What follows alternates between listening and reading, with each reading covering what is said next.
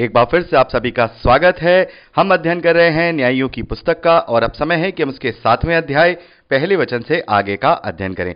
यहां पर लिखा है, तब गिदोन जो यरुब्बाबेल भी कहलाता है, अभी हमने देखा कि उसका नाम यरुब्बाबेल रखा गया, तो सब लोग जो उसके संग थे सवेरे उठे और हरोद नामक सोते के पास अपने डेरे खड़े किए और मिघानियों की छावनी उनके उत्तर की ओर मोरे नामक पहाड़ी के पास तराई में पड़ी हुई थी।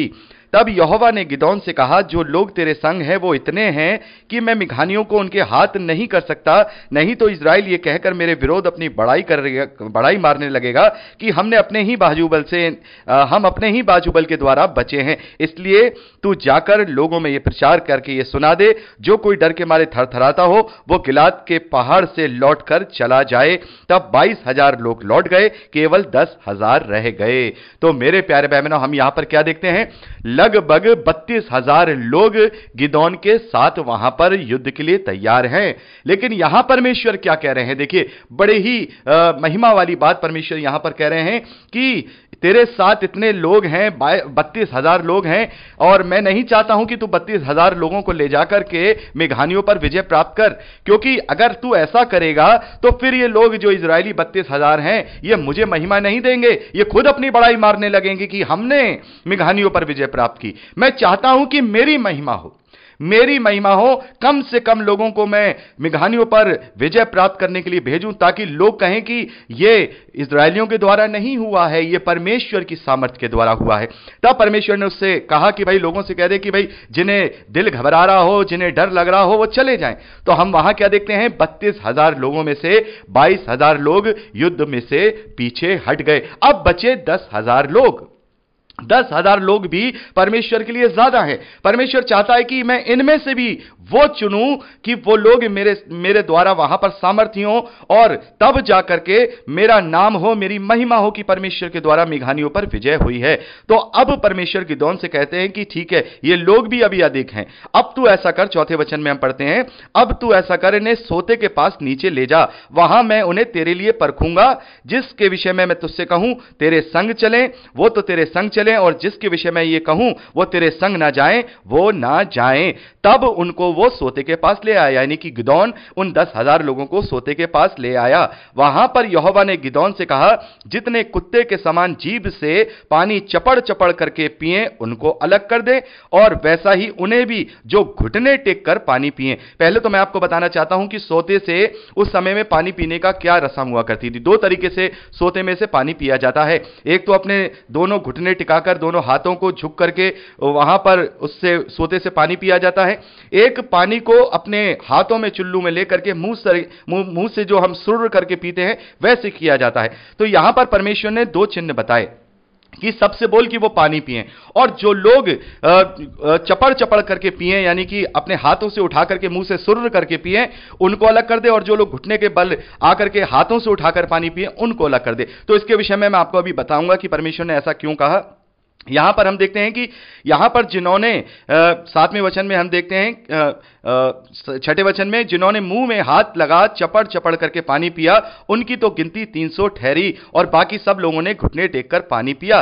तब यहोवा ने गिदोन से कहा, इन 300 चपड़ चपड़ करके पीने वालों के द्वारा मैं तुमको छुड़ाऊंगा। हालेलुया। मेरे प्यारे बहनों, 32,000 लोगों में से परमेश्वर ने 300 लोगों को चुना है। 300 लोग, केवल 300। 32,000 से परमेश्वर ने महिमा नहीं कराई। यहां परमेश्वर कहता है कि मैं इन 300 लोगों से ही मैं मेघानियों को तुम्हारे वश में कर दूंगा, और मैं तुम्हें अपनी महिमा दिखाऊंगा। तो मेरे प्यारे बहनों, यहां पर हम क्या देखते हैं कि बाकी के 9,700 लोग वहां से अपने अपने स्थानों में लौट गए, और 8वें वचन में हम देखते हैं उन 300 लोगों ने अपने साथ भोजन सामग्री ली और नरसिंगे लिए, और इस्राएल के अन्य सब पुरुषों को अपने अपने डेरों की ओर भेज दिया, परंतु उन 300 पुरुषों को अपने पास रख छोड़ा, और मेघान की छावनी उसके नीचे तराई में पड़ी हुई थी। तो यहां पर हम देखते हैं कि परमेश्वर ने गिदोन के साथ केवल 300 लोगों को चुना। 300 लोगों को चुना। तो यहां पर जो चुनने का तरीका है, थोड़ा आप लोगों को यह लग रहा होगा कि परमेश्वर ने यह क्या कहा कि जो कुत्ते के समान चपड़ चपड़ करके पिएगा वो चुने गए, और जिन्होंने घुटनों के बल हाथों से अपना पानी पिया वो क्यों नहीं चुने गए? मेरे प्यारे बहनों, इसमें एक बहुत बड़ी गहरी बात छिपी हुई है। हम देखते हैं कि जो घुटनों के बल झुक करके सोते से पानी पीते हैं, वो अपने दोनों हाथों को पानी चुल्लू में भर करके उससे फिर पीते हैं। उसके लिए क्या करना पड़ता है? जो उनके हाथों में हथियार होते हैं वो उन्हें जमीन पर रखने होते हैं, और अगर वो अपने हथियार छोड़ देंगे तो वो क्या युद्ध लड़ेंगे? लेकिन जिन्होंने मुंह से हाथ उठा करके अपने मुंह से सुर करके चपड़ करके पिया है, उन्होंने अपने हथियार नहीं छोड़े हैं। तो मेरे प्यारे भाई बहनों, इस बात का यह इंडिकेशन है कि चाहे कोई सा भी युद्ध हो, हम तो अब कोई शारीरिक युद्ध नहीं करते हैं, मसीह विश्वासी अब कोई शारीरिक युद्ध नहीं करते हैं। पौलुस कहते हैं कि हमारी लड़ाई, हमारा मल्ल युद्ध कोई संसार के हाकिमों से या हार्ड मास से या मांस और लहू से नहीं है, हमारी लड़ाई तो अंधकार की शक्तियों से है। इसलिए हमें आत्मिक युद्ध लड़ना है, आत्मिक हथियारों के साथ। कोई किसी को मार काट करने वाला नहीं, बल्कि शैतान के ऊपर वार करना है। तो चाहे संसारिक युद्ध हो, चाहे आत्मिक युद्ध हो, वहां पर हथियार को थामे रहने की जरूरत है। तो परमेश्वर ने यहां पर यह संदेश दिया है कि जिसने अपने हथियार छोड़ दिए वो मेरे युद्ध के योग्य नहीं, और जिसने अपना हथियार पकड़कर पानी पिया, यानी कि वो सजग है पानी पीते समय भी, वो अपने हथियार को नहीं छोड़ रहा है, तो वो इस योग्य है कि मैं उससे अपनी महिमा कराऊंगा। तो मेरे प्यारे भाई बहनों, हम मसीही विश्वासियों को भी ऐसा ही बनना है। जब हम आत्मिक युद्ध शैतान से लड़ रहे हैं तो घुटने के बल टिककर अपने दोनों हाथों को खाली करके नहीं, बल्कि आत्मिक हथियारों से सुसज्जित होकर, जैसा कि पौलुस कहते हैं कि परमेश्वर के आत्मिक हथियारों से अपने आप को लैस कर लो।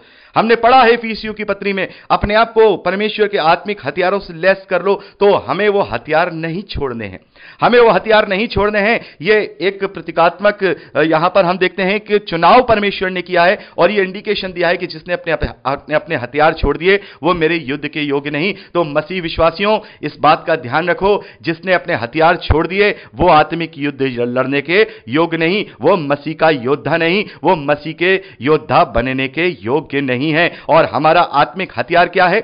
हम इफिसियों की पत्री 6 अध्याय में पढ़ते हैं, वहां पर सारे हथियार बताए गए हैं। उद्धार का टोप, सत्य से अपनी कमर कसना, और धार्मिकता की झिलिम है, पांव में सुसमाचार के मेल के जूते हैं, बूट हैं, और जो आत्मा की हम देखते हैं वचन की तलवार है, वहां हम सारी चीजें देखते हैं। लेकिन हमारा ये सारी चीजों का जो निचोड़ हथियार है वो क्या है? मैं हमेशा कहता हूं, हमारी जो शिक्षक थी जिनसे हमने बहुत पहले 15-16 साल पहले हम लोगों ने शिक्षा ली थी, वो हमेशा कहती थी कि जब भी तुम शिक्षा लेने आओ, जब भी टीचिंग लेने आओ, तो अपना हथियार साथ जरूर लेके आना। और वो हमेशा कहती थी कि तुम्हारा हथियार कहां है? तो वो बाइबल को इंडिकेट करती थी, और वो कहती थी कि तुम्हारा हथियार कहां है? तो बाइबल हमारा हथियार है, बाइबल हमारा हथियार है, और ये बाइबल हमें लेके जानी है अपने आत्मिक युद्ध में। और जिसने बाइबल को छोड़ दी तो वो परमेश्वर के योग्य नहीं। जैसे वो 9700 लोगों को परमेश्वर ने नहीं चुना, वैसे ही यदि हमने बाइबल को अपने जीवन में हथियार के रूप में इस्तेमाल नहीं किया तो हम भी परमेश्वर के आत्मिक युद्ध के योग्य नहीं है। तो मेरे प्यारे भाई बहनों, यहां पर इस प्रकार से हम देखते हैं कि परमेश्वर ने इन 300 लोगों से अपनी महिमा को कराया है। और आगे आप पूरा पढ़ सकते हैं कि किस प्रकार से परमेश्वर ने वो सारी बातें वहां की, उन 300 लोगों के द्वारा उन्हें अपने वश में किया है। यह पूरा आप वर्णन 9वें वचन से लेकर के 25वें वचन तक पढ़ सकते हैं। और मैं चाहूंगा मेरे प्यारे भाई बहनों, आप इसे पर्सनली रूप से पढ़ लीजिएगा। यहां पर मैं ज्यादा बात नहीं करूंगा इसके विषय में। तो यहां 7वें अध्याय में हम गिदोन पर, मिघानियों पर विजय देखते हैं, और वो भी केवल 300 इजरायलियों के द्वारा। तो यहां परमेश्वर ने एक बार फिर से सिद्ध किया है कि परमेश्वर कैसे भी, किसी भी स्थिति में, कैसे भी निर्बलता में, दुर्बलता में अपनी सामर्थ्य के द्वारा प्रबल कर सकता है। अभी हमने क्या देखा? जो तीसरा न्यायु है वो एक स्त्री है, दबोरा, और वहां पर जो तीसरा उसका जो सेनापति है, उसके पास 900 लोहे के रथ थे, उसकी भी जो मृत्यु है, उसको भी जो मारा जाना है, एक स्त्री के द्वारा होता है। तो परमेश्वर किसी के द्वारा भी अपनी महिमा करा सकते हैं। और यहां पर हम देखते हैं कि परमेश्वर ने उन 300 लोगों के द्वारा मेघानियों पर विजय प्राप्त कराई, और मेघानियों पर विजय प्राप्त करके अपनी महिमा कराई, ताकि अब इजरायली ये ना कह सकें कि हमने अपने बाहुबल से मेघानियों को जीता है। तुमने अपने बाहुबल से नहीं, परमेश्वर की सामर्थ्य और परमेश्वर के बल से तुमने मेघानियों पर विजय प्राप्त की है। और इस बात को हम 7वें अध्याय 1 वचन से लेकर के 25वें वचन तक पढ़ सकते हैं। और मैं चाहूंगा मेरे प्यारे भाई बहनों, आप इसको पूरा 8वें अध्याय को भी पढ़ लीजिएगा, क्योंकि यहां पर 8वें अध्याय में हम पूरी बातों को देखते हैं और इसमें से जो जो अगर कोई इंपॉर्टेंट बातें होंगी तो वह मैं आपको अगली रिकॉर्डिंग में, यानी कि परसों जब हम अध्ययन करेंगे तो उसमें मैं आपको जरूर बता दूंगा। तो आप इसको 8वें अध्याय को भी यहां पर अपने आप से पढ़ लीजिएगा, जहां पर मेघानियों के द्वारा पूर्ण पराजय को देखा गया है, यानी कि इसराइलियों के द्वारा पूरी रीति से मेघानियों पर कब्जा कर लिया गया, अधिकार कर लिया गया। और उसके बाद गिदोन की मृत्यु को भी आप देख सकते हैं। ये सारे वर्णन आप पढ़ सकते हैं, इसको पढ़ लीजिएगा। इंपॉर्टेंट बातें मैं परसों आपसे जरूर करूंगा। और आगे के लिए मैं आपको बताना चाहूंगा कि आप 9वें अध्याय से लेकर के आप 12वें अध्याय, जहां पर हम देखते हैं कि 11वें जो न्यायु हैं उनके विषय तक लिखा हुआ है, और आगे भी आप 14वें अध्याय तक पढ़ लें तो ज्यादा अच्छा रहेगा। तो कम से कम आप 9वें अध्याय तक तो उसको पढ़कर ही परसों अपना अध्ययन सुनिएगा। तो मेरे प्यारे भाई बहनों, आज के लिए इतना ही। प्रभु आप सबको बहुत आयत की आशीष दे। और अगर यदि आपको इसमें और भी कुछ पूछना हो 7वें अध्याय में या 8वें अध्याय में, तो आप